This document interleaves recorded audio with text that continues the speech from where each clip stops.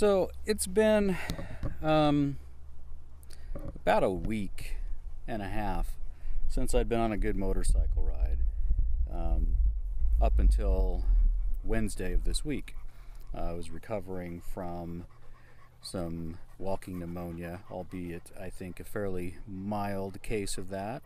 Some antibiotics knocked that right out.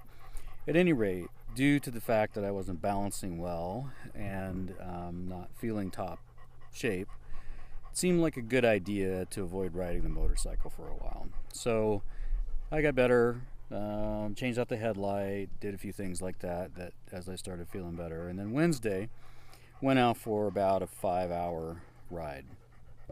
And wound up being the first time that I've had this motorcycle down.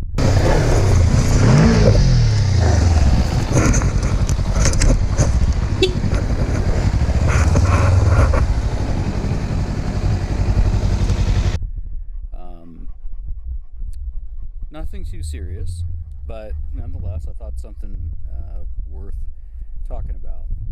I try whenever I can to learn from things that don't go as I had hoped, and this is one of those. So here's what happened. I came to the end of the gravel and decided to keep going for a little bit. There's a little dip here, and I rode through, did not have my toe far enough away from the shifter, and when I came up, I unfortunately bumped the bike into neutral, and hey, you lose forward momentum and bad things happen.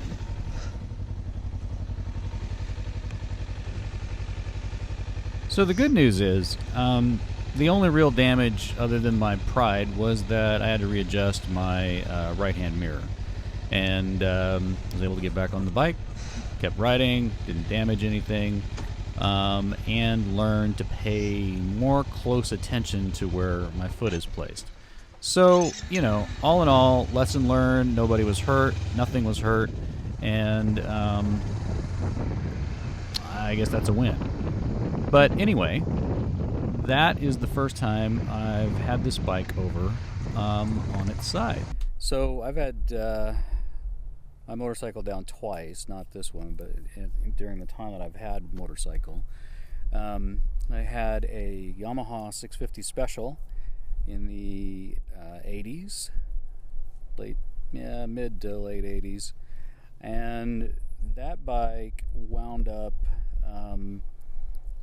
taking a little trip with a deer and me, and didn't survive, and I ended up with a broken leg.